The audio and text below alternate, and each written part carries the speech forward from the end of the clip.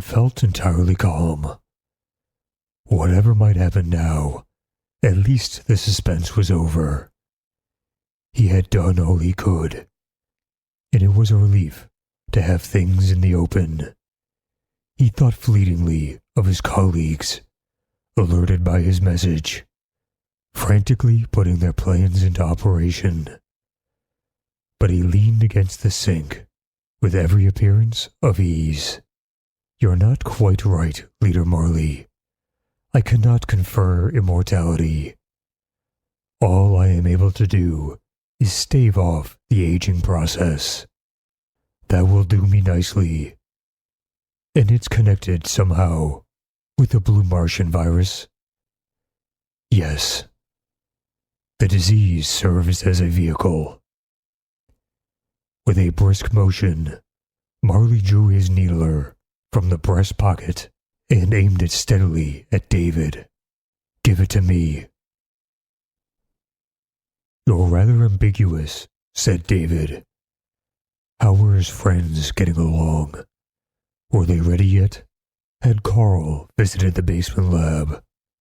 "Do you mean you want me to give you the injection to prolong your life? Or the secret of how to do it? Or what? Don't quibble. First, you'll give me the injection to make me immortal. Then, you'll turn over to me all your notes on the procedure. Then my friend here will needle you with a shaft of electrons and end your interest in the problem. Surely, you won't keep such a good thing all for yourself," said David. "What about Dr. Lanza? He's your right-hand man. Don't you want him to live forever too? What about Officer Magnan? He's a faithful servant. You're stalling Wong. Do you want me to kill you now?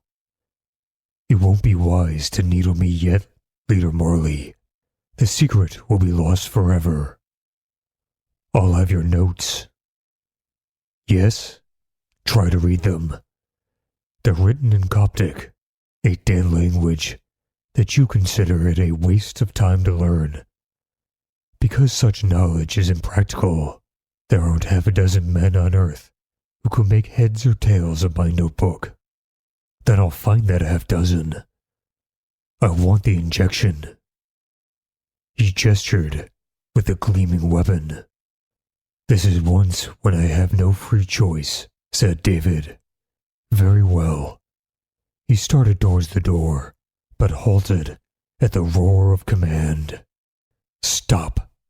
Do you think I'm fool enough to let you out of my sight? But I have to get the inoculant. Use the intercom. Send for it."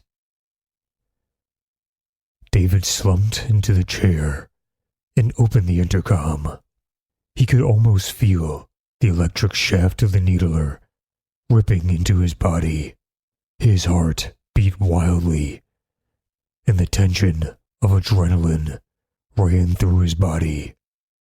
His lips felt cold, but he held them steady as he spoke into the dial. "Give me Dr. Carl Haslam." "Carl? David Wong speaking. Will you send someone up with a vial of Phoenix Special? The precipitates, I should say the antibody titer, that has reached the danger point. Don't delay treatment any longer." Silently they waited. Marley's grim face did not relax. His eyes were alight. Lee lay back in her chair with closed eyes, and Lanza stared intently at the floor. A soft knock came at the door, and a female technician hurried in, carrying a tray. "I'm sorry to be so slow, Dr. Wong."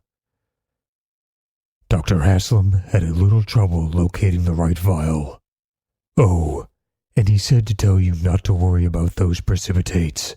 They're taken care of." "Just a minute," said David. "Leader Marley, Miss Hatchnovic here is very ill. Won't you let this girl help her to the restroom? She'll be safe there until you're ready for her. Marley looked at the half-fainting woman. All right, you take her there. Lanza, and this girl too. Lock them in. And she's not to talk. Do you understand? She's not to talk. As you say, Leader Marley, the technician whispered. She helped lead to her feet, and Lanza followed them from the room.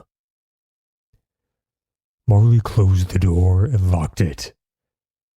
Now then, Wong, give me that shot, and heaven help you if you try any tricks.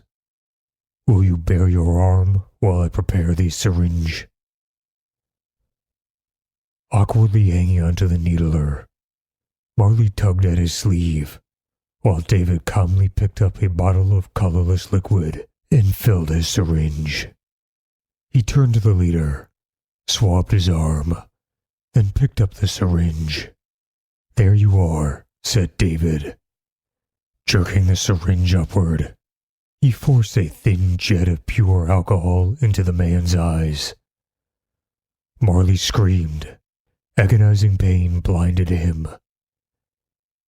And, as he clutched at his eyes, David snatched the needler from the writhing fingers and flashed the electronic dagger straight to the heart. He stared at the twitching body for only an instant. People were pounding on the door, shouting. He tugged at the desk drawer to get his notebook, then remembered sickly that he had left his keys in the lab. He would have to leave his notes. The shouts were growing louder. People were battering the door.